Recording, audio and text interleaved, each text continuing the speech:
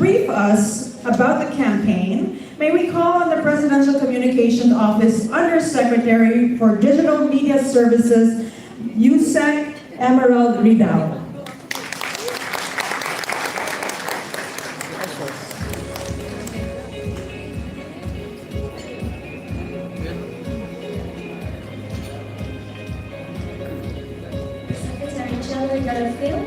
Secretary Denver Avalos Jr., Chairman Presperod De Vera, Undersecretary Edo Punay, and Assistant Secretary Dexter Galvan, and of course to our friends in the media, our colleagues, and our fellow advocates of truth, good afternoon to you all.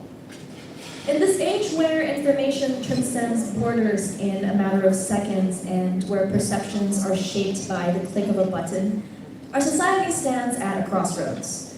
The currency of truth is often devalued by the convenience of carelessness. We must return to our people the sense of responsibility as consumers of information. It is with this very mission in mind that I stand before you today with great excitement as we formally ink the collaboration between government agencies for the Media and Information Literacy Campaign. We are here today as representatives from the PCO, from the DepEd, from SHED, DILG, and DSWD. All of us have come together here today to champion this common cause. And we are honored to also be joined by leaders from the digital sector, our partners in Google, Meta, TikTok, and X, who recognize the gravity of the challenges we face in upholding the truth in this digital age. The administration, in its commitment to combat misinformation and disinformation, already has mechanisms in place to hold the peddlers of fake news accountable. And so our aim here today is to complement that with a more stringent approach to prevention. Prevention is the key to curbing misinformation and disinformation before their consumption becomes a habit that ails public perception and discourse. Through education, we can empower individuals to think critically, to discern between reliable and dubious sources, and to engage thoughtfully with the content that they encounter. Beyond that, this campaign aims to nurture a culture of critical thinking, curiosity, and responsible engagement.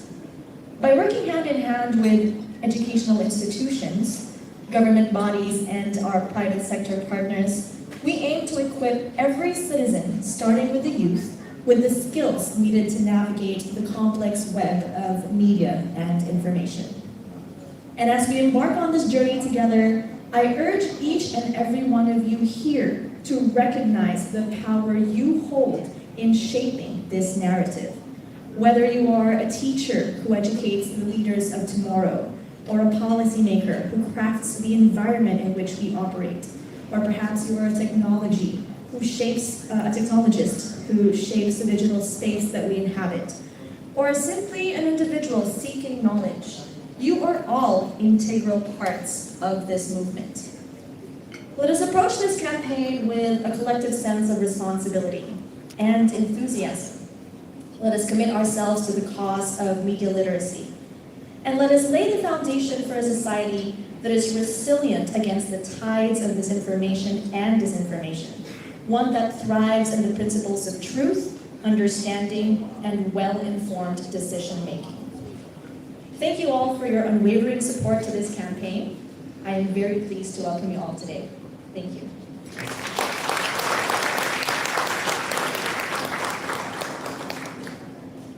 Thank you, Undersecretary Ridao.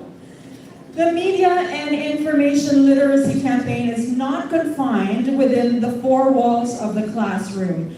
We have asked the DSWD to ensure that we reach even the most vulnerable citizens to become critical consumers of information. One of our public partners in executing the plan is the Department of Social Welfare and Development. And we have with us Undersecretary for Innovations, Eduardo Punay, who will be representing Secretary Rexlon Gatchalian of the DSWD.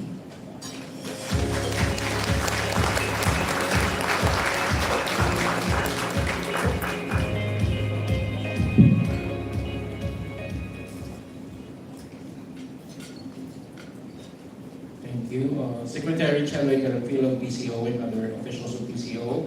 Chairman Popoy Rivera, sir. Assistant Secretary Sir Lex.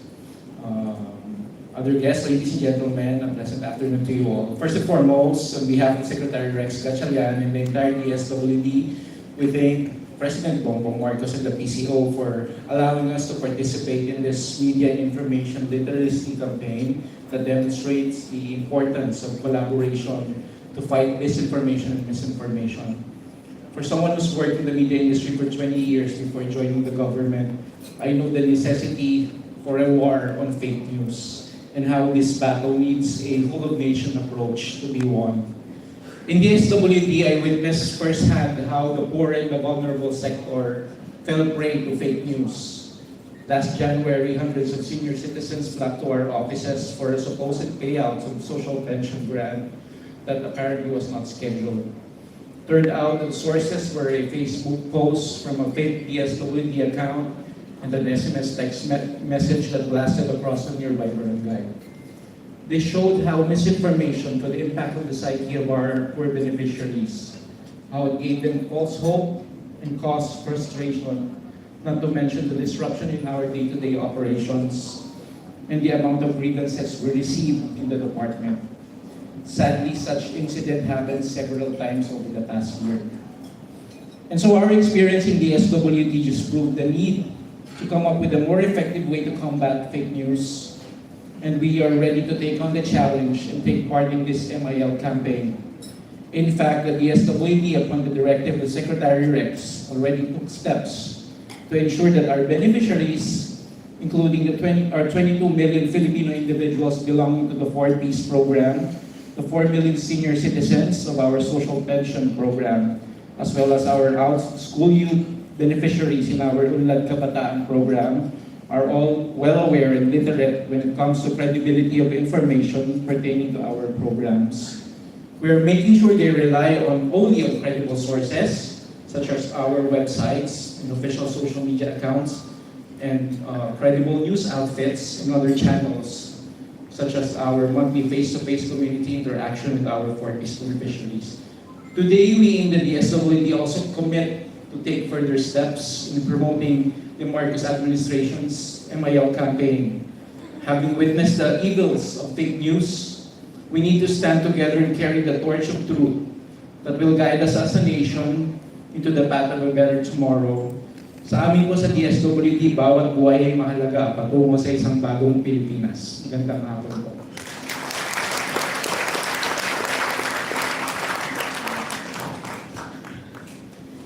Thank you, Undersecretary Punay, for explaining the importance of credible and verified information, especially for the DSWD, to reach the needs of the most vulnerable sectors. And now, in a very interesting survey published by Pulse Asia, it says that 43% of college graduates find it difficult to spot fake news. Hopefully, we reduce this number through media and information literacy campaign together with the Commission on Higher Education. Let's give a round of applause to the Chairperson, Dr. Prospero Rivera III.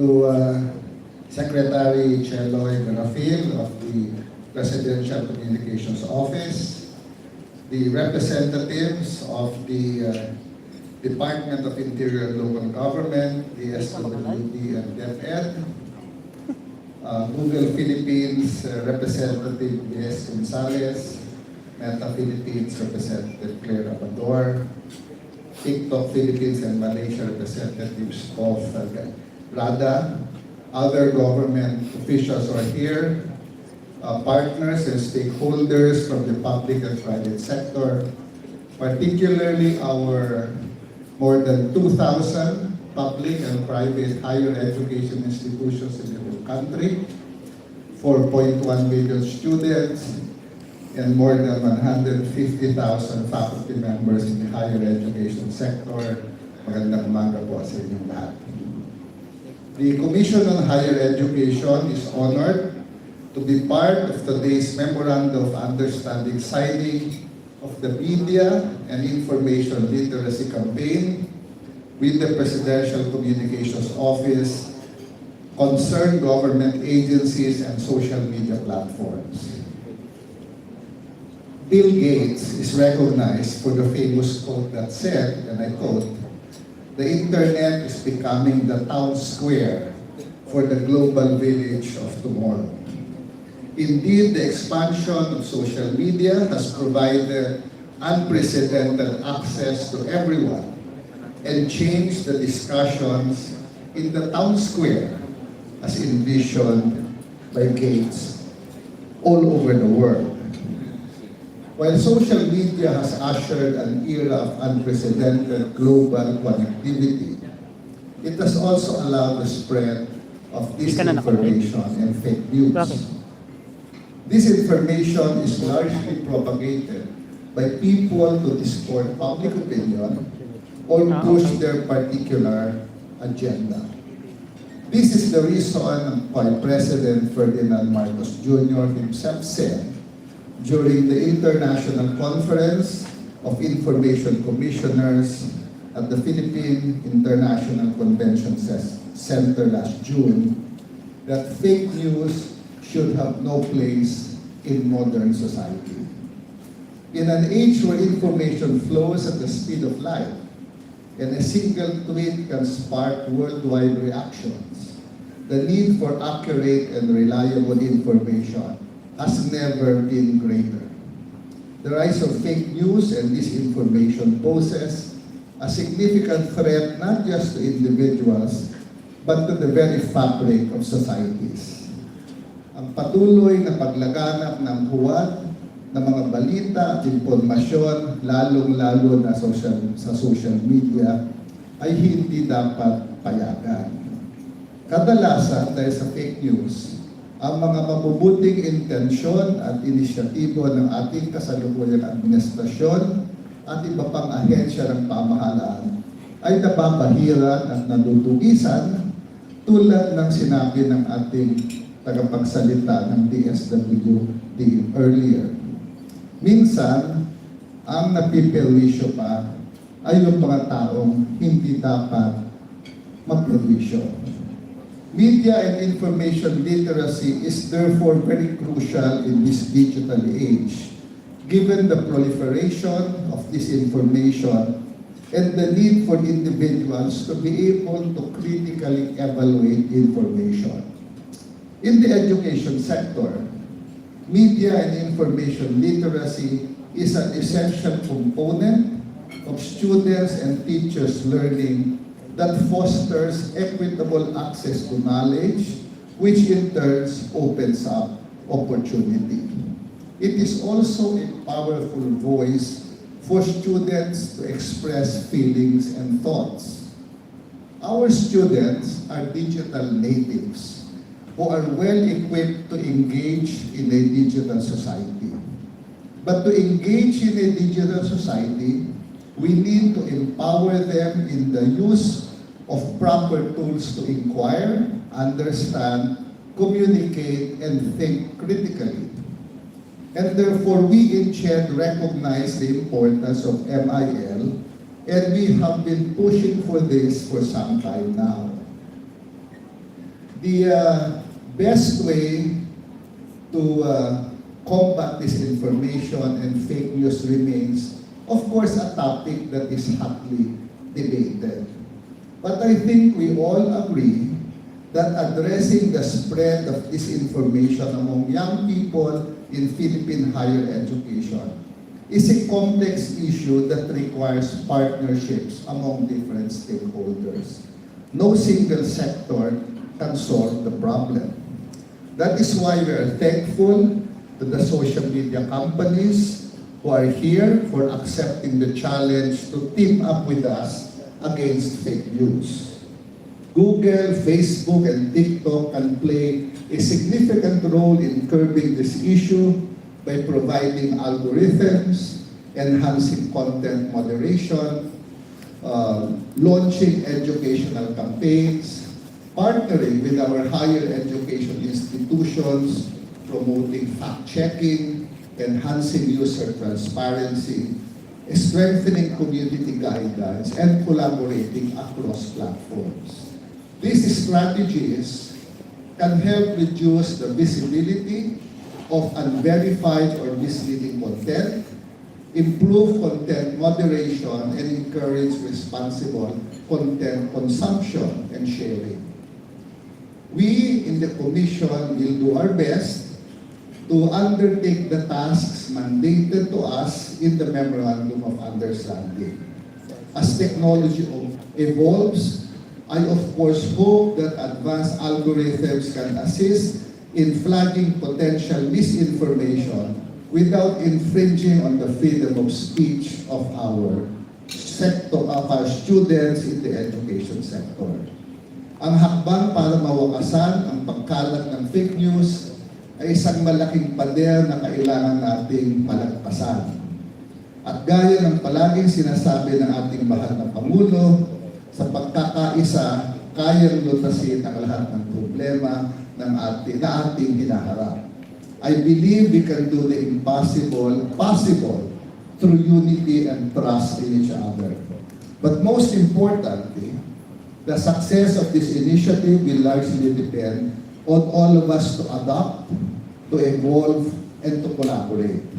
Ang paglaban sa fake news ay obligasyon in the end ng bawat Pilipino. Maraming salamat at mabuhay tayong lahat.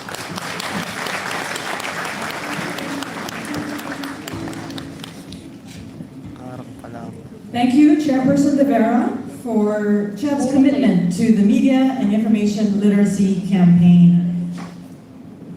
I'd like to acknowledge the presence of Claire Amador, Country Head for Public Policy Philippines and Thailand for Meta. Ms. Amador? Yung mga mumurahing bag, dito na lang. Now, delivering the message to more than 28 million learners out of school youth and the most vulnerable sectors is a huge task. That's why we thank the DILG's commitment to support us in this endeavor. Let's give a round of applause to the DILG Secretary, Attorney Benjamin Abalos Jr.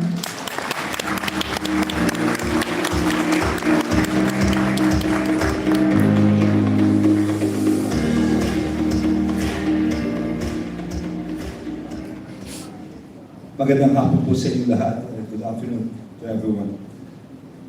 Actually, maski ako na naging biktima na ako ng fake news madalas ang DILG dito.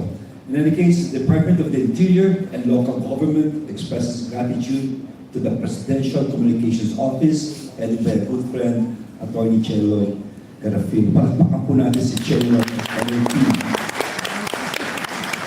Of course, I would also like to greet my fellow cabinet members, fellow workers in government, and those from Facebook, from Google, from Twitter, from Meta, from TikTok, and the NGOs, ladies and gentlemen. I stand on my ground that sound government decisions, especially in terms of local governance, can only be made if decisions are based on accurate data and information. There is indeed a proliferation of fake accounts all over, and the data of the Philippine National Police will prove this. One of the fast-rising crimes today are cyber crimes. And really, I was surprised by this, that we really have to focus on this area alone. We have to hire experts on this level, technical. Of course, a report of Pulse Asia, October 2022, says that an overwhelming majority of the country's adult population, 90%, have heard, read, or watched fake political news. That is 90%.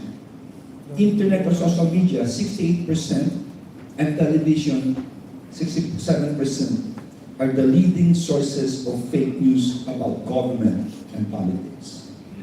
Most often than not, spreaders of fake information are more loud and more aggressive. They will try to manipulate public opinion to favor the interests of a particular group. or sector. And for a country like our country, the Philippines, which source of information usually come from the web, this is something we must really take caution of. What is also concerning is that 76 million Filipinos out of 107.3 have access to the internet. 97% of these netizens access Facebook, while 54% use Twitter, about 96% watch videos on YouTube, and 64% post photos on Instagram.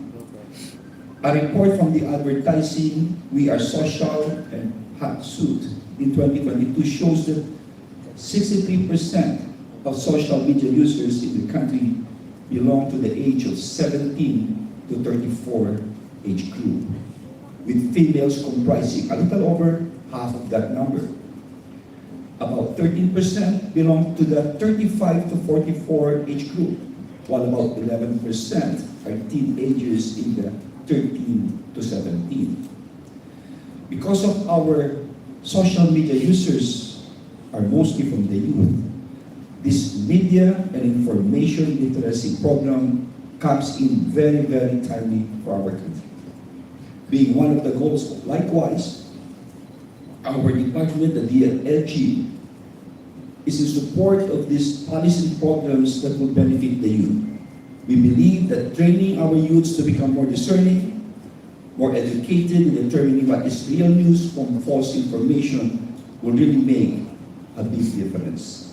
As such, my dear friends, on behalf of the Department of the Interior and Local Government family, we express our full support to the Media Information Literacy Campaign.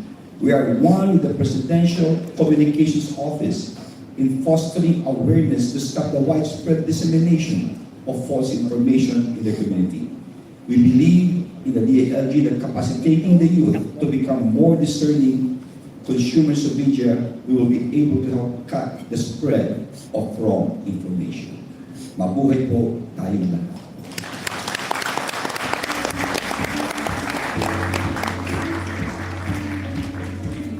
Thank you, Secretary Abalos. And thank you to our partners for your commitment to fighting fake news in the Philippines. And now, we have received accurate news that the President is en route to the venue and will be joining us for the next portion of the program. In the meantime, we advise everyone to please remain seated as we await the President's arrival.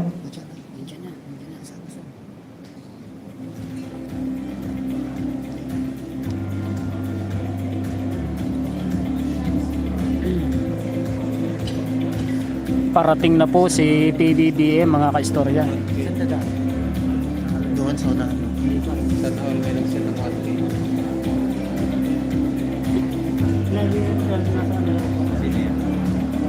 Marcos ang pangalan sa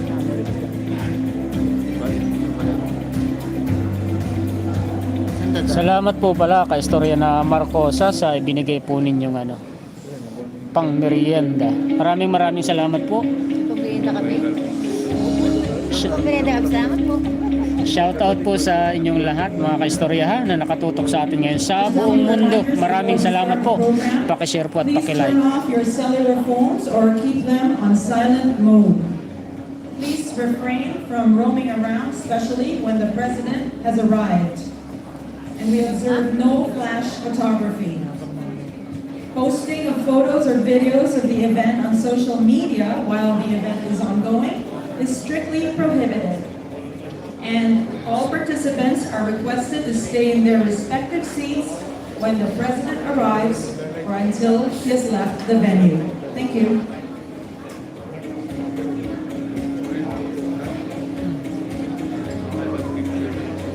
No. Guys, pagdating ni President, cut and live na. Ano ba? Cut one live pagdating ni President. Cut. Mag-start na. Umalis si President. Sino ang video, ma'am? Ha? Video po yun. Video record. Pero walang live. Walang live. Walang live record. Mga kaistorya, papatayin ko palang live mamaya. Kasi bawal po palang live pagdating po ni PBBM. Ang gagawin ko po mga kaistorya, magre-record na lang po ako tapos i-upload ko po sa YouTube at Facebook page po natin. Ayun po ang protocol mga kaistorya. Pasensya na po.